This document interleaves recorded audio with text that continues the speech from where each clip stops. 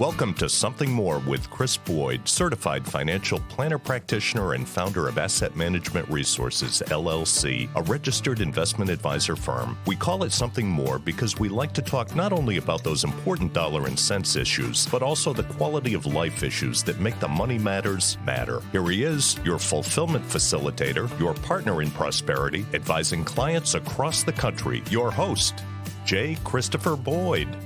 All right. Thanks for being with us for an episode of Something More with Chris Boyd. I'm here with Jeff Perry, my co-host as usual. Thanks for being with me, Jeff. Happy to be here. I'm very much looking forward to this next segment. It's we've done something similar in the past and I enjoyed it. So I'm looking forward to hearing more.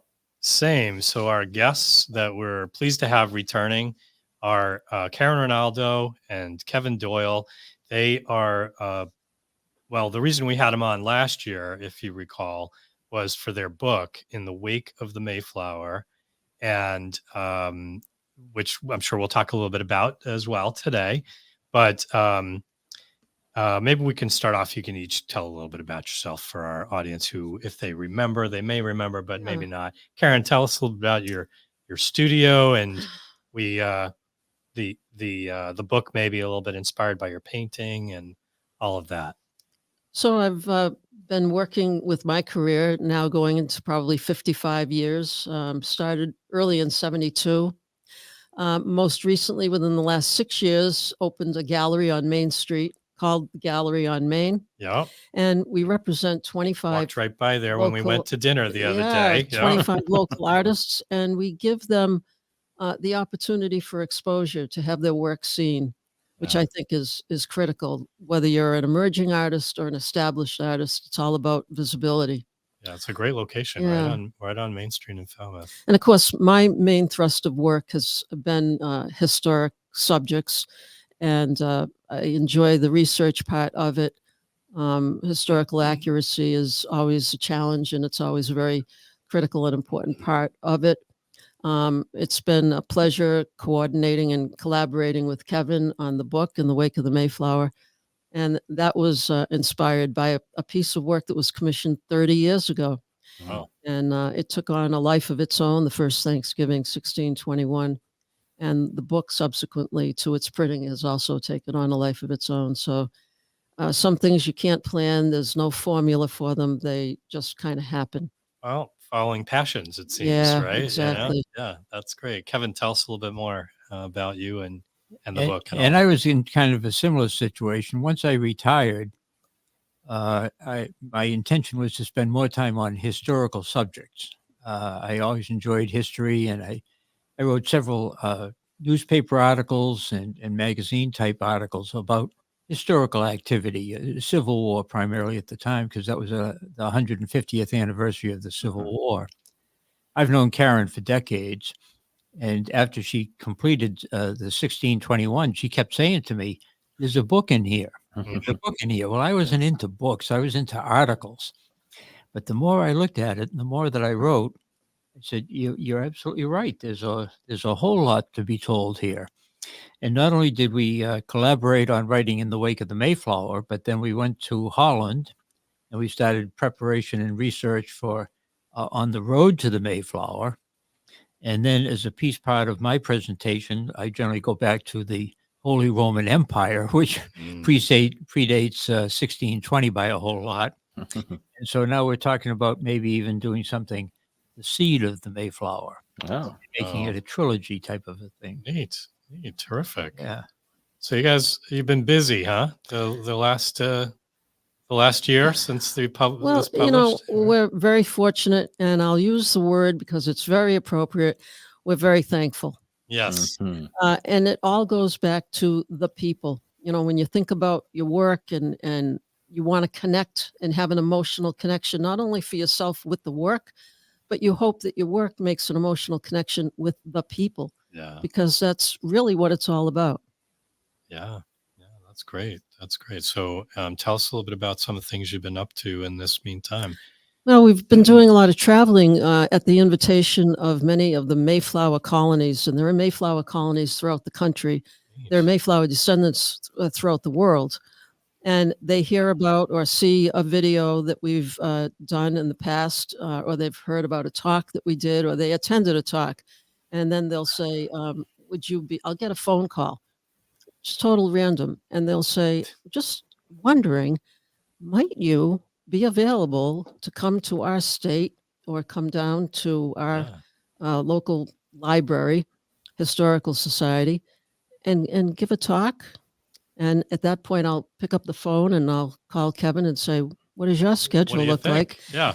And it's a joy and a privilege, and it's been very gratifying to meet some incredible people, and not only to go to their state or their village or town, but then they follow us back to Massachusetts. They follow us back to Falmouth, and we're Nice. able to boast about Cape Cod and give them a tour of Cape Cod. Yeah. A little bit of the third section in our book is Yeah. a travel log of History. Cape Yeah. Cod. Hmm.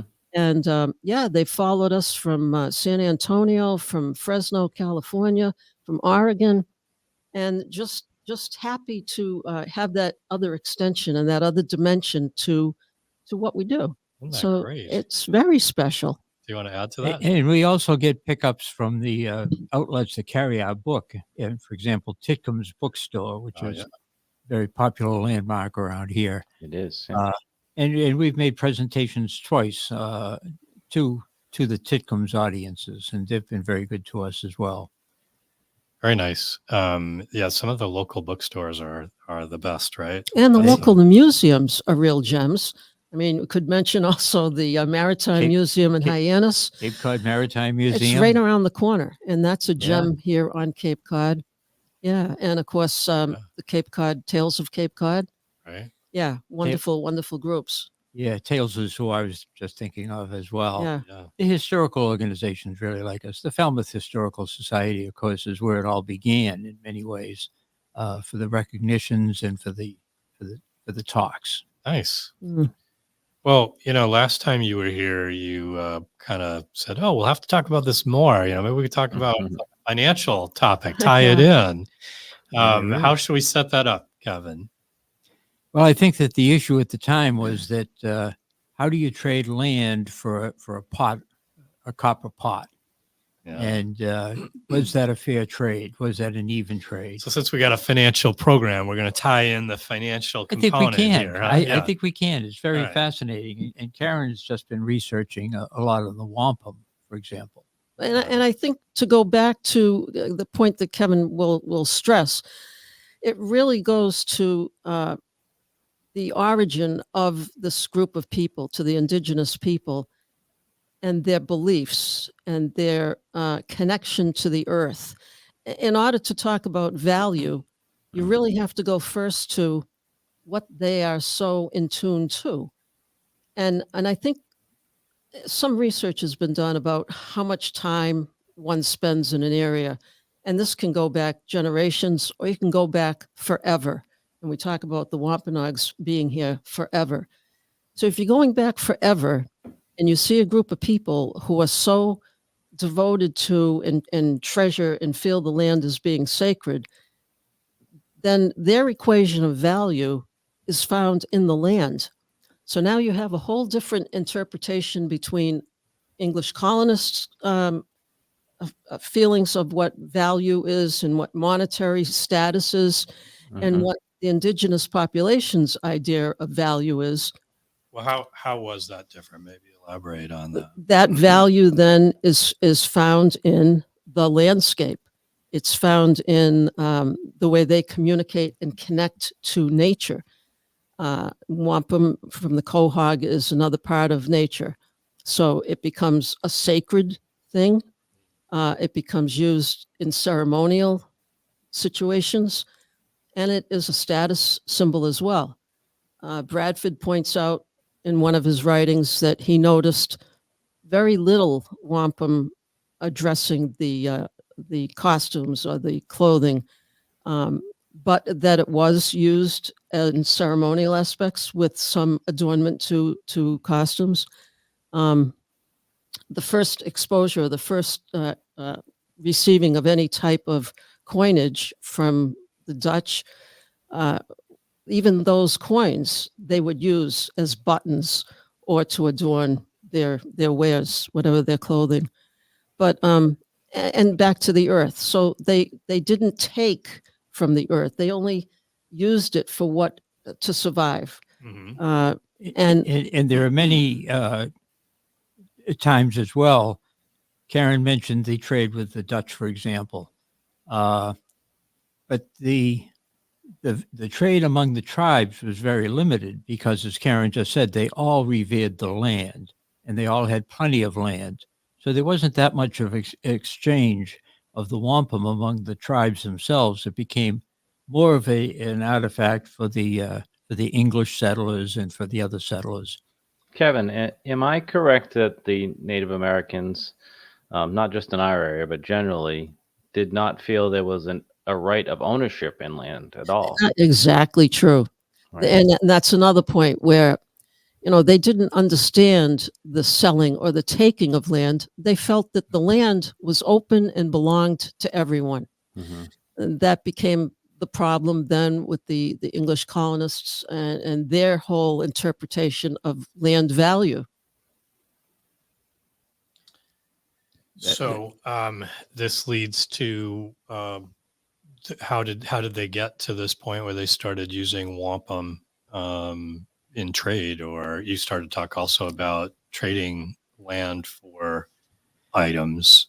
Yeah, let's take a look at Manhattan, which is probably more familiar. It's a little bit later in Sure. the game, but Well-known it's probably story, right? 1625 or so. But everybody knows, and everybody says $24 worth of trinkets.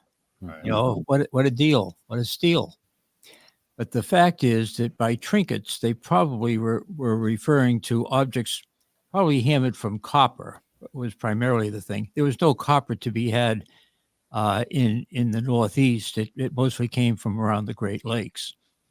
So when you look at that, we're talking about bracelets and amulets and belt buckles and so forth was what they were really trading for. So it wasn't just a pocket full of beads, but even if it were, it was $24 in those days, and so it was worth a whole lot more. But it was also things that the locals did not have access to. They didn't have any machinery to handle these things, but the Dutch did. And it's worthy of note when you talk about the Dutch settlers. It's kind of interesting that it started here because we all know that the Spanish settlers came in first. They came as conquistadors Right. down to get the gold and get what they could, gold and silver, and leave and take it back to Spain. The French came in and they were around the Great Lakes and they were after the furs and the natural resources and so forth, take them from the land and bring them back to France. The English came with children, and that becomes the story of our book. But the Dutch came over looking for business partners. They didn't want their land. They wanted their trade. They wanted their profit. So Manhattan actually became the first piece of land that we paid for. And that was a whole different level of exchange. And it was providing something of value to the tribe that they couldn't have access to otherwise. So it wasn't the wampum at the time. It was goods. It was English manufactured goods. The wampum created a value of its own, as Karen started to say, and probably will continue, that the purple became far more valuable than the white part of the shell. Mm-hmm. And they did. They used the conch shell. That was the white part. And the conch shell, as you see, it has a tubular section. So that would have been a natural portion to carve into and create the bead. And then the purple came from the quahog. They also used periwinkles. And so it was a combination of these three shells. Of course, the quahog was a much harder shell than the whelk shell. And so that might have been a little bit easier to carve. But to the point of, again, going back to, and I stress value, the value that the native population put on their natural surroundings was exactly that. It was the value found in the sea and in the land and in hunting and fishing, and not taking more than they needed. a whole different concept from the English, the settlers, who did see, profit to be made in taking land, and the exchange. Well, we learned in school it was an automatic that wampum was a currency, and it never was a currency. That's all right. It was traded at some point as an exchange for something else that they might receive, but it was Yeah. never perceived as a Currency. monetary value. Yeah. I think that's right. And again, the purple was worth more than the white portion of the shell. The beads that they had were primarily made into strings, and they were the very wealthy, the very most valuable piece would become a belt, and it would probably be 3 or 4 or 5 or 6 strands. King Philip's belt was said to be many strings wide, and of multicolor. Again, how did they get to do that? They actually got to do the drilling and so forth and the stringing of the beads as a result of machinery that was given to them by the Dutch. Up until then, the holes were drilled by manually. Yeah. How would you describe Well, that tool? through there would have been a very pointy object that would, with continuous friction, or rubbed against another hard object as a rock, and using the water. I mean, the God, that total. must have been tough. What could go wrong? Yeah, Right? and Rubbing a shell women, against a rock. women, right? Every women time. were doing this work. It was the men Yeah. who would go out and get the object. They would do the fishing and come back with those shells, with the quahogs or with conch shells, and it'd be the women then who would be doing all this fastening and fashioning, and laborious and difficult and time consuming. But that was all part of the sacredness of it. I think, again, it goes back to how they lived and what they deeply felt. It was sacred. It was just a sacred experience. Mm. One of the interesting things that happened to wampum was it became like the tulip craze in Yeah. 1637. Yeah. The forces of supply and demand, huh? Is Yes. actually where you're going with that? And it is, and because of the machinery that the Dutch made available, wampum became suddenly everywhere.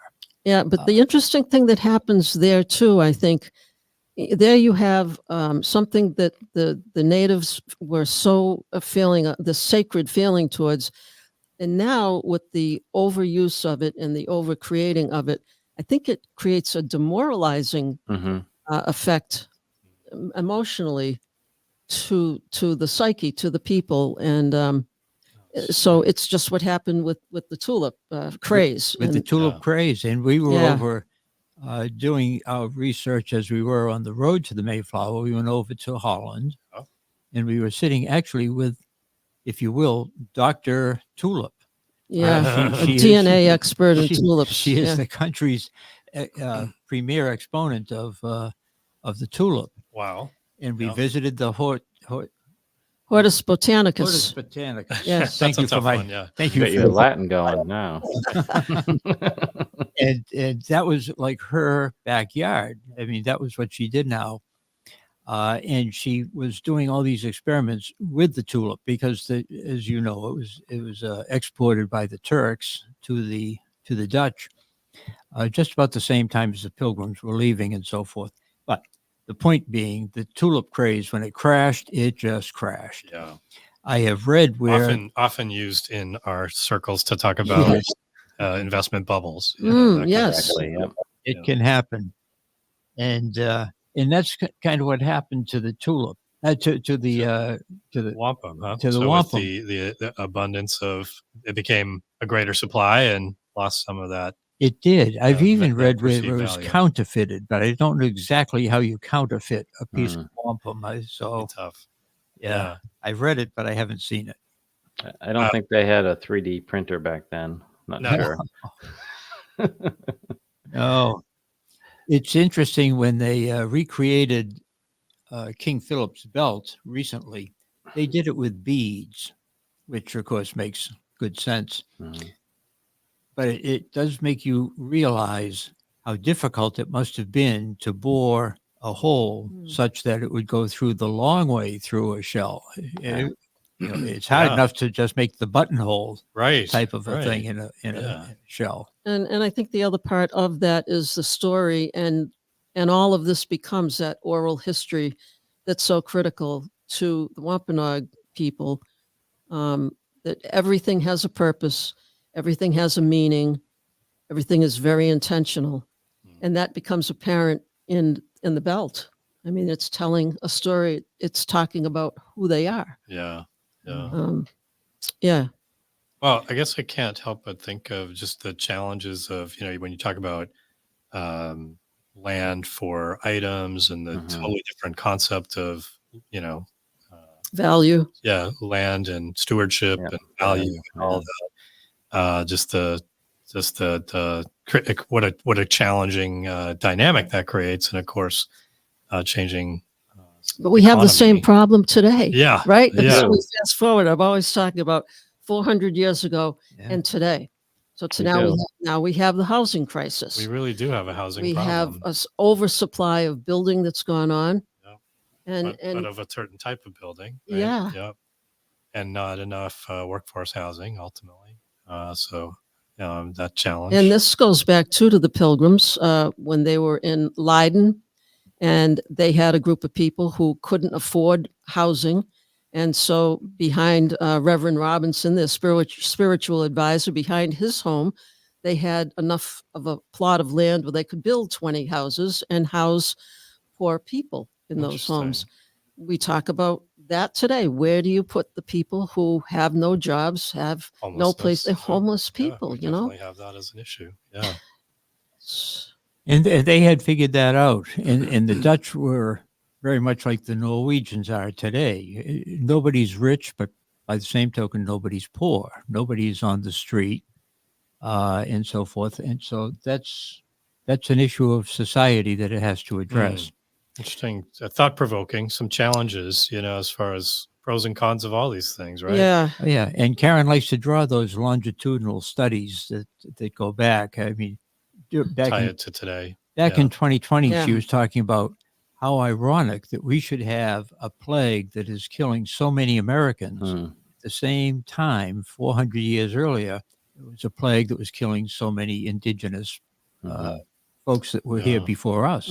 Yeah. There are a lot of parallels that you can draw. That whole idea that history rhymes or whatever. It may not repeat itself, but it rhymes. Certainly rhymes. Yeah. It's always a revolving door, so to speak.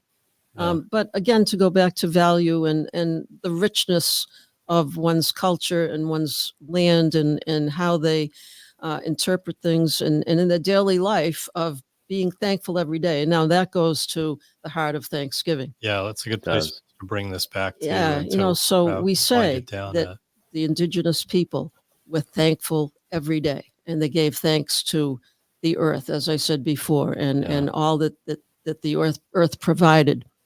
That was just such a special part of it. And we say how thankful we are. And I think we should all adopt that attitude of not giving thanks one day of the year, because there is so much to say, I'm blessed and I'm thankful for these things that I have.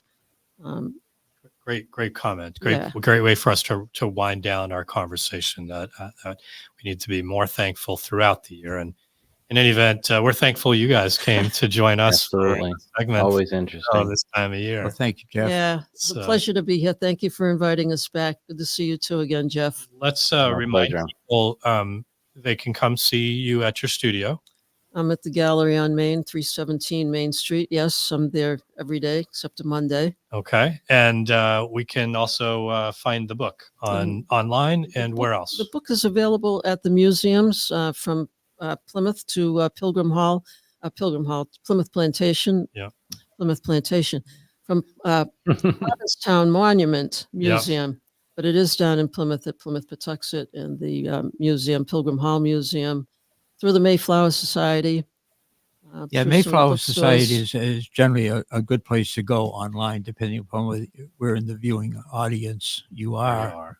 Okay. But that's always a go-to place. We'll go check it out. In the Wake of the Mayflower, a great way to it's an easy read. It's good content that's particularly desirable this time of year to share with friends and family. Well, And- it is, if I may interrupt that, Please. because it's written in a vignette style very deliberately. I also am a Holy Cross grad, so I know how to write a paragraph. But I'm also, Speaking of purple, but I'm also a Marine, so Yeah. I keep it simple: 4 paragraphs and a picture. there you go. And There that's you go. kind of the vignette style.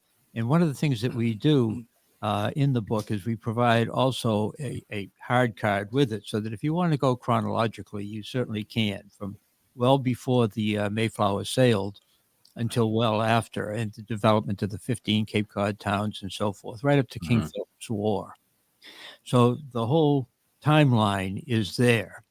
But it's very easy to read. You read one chapter. Well, we call them chapters. Some people call them a couple of pages. Yeah, I think it's an engaging book. And Yeah, it creates yeah. conversation, which is good. And it expands the mind. It opens up ideas and that communication back and forth with people. I think that's really what's so important too. Excellent. Yeah. Well, I really appreciate you guys coming back. Thanks so Thank much. you so much. All right. Thank you, Chris. Until next time, keep striving for something more. Thank you for listening to Something More with Chris Boyd. Call us for help, whether it's financial planning, portfolio management, insurance concerns, or those quality of life issues that make the money matters matter. Whatever's on your mind, visit us at amrfinancial.com or call us toll free at 866-771-8901 or send us your questions to radio@amrfinancial.com.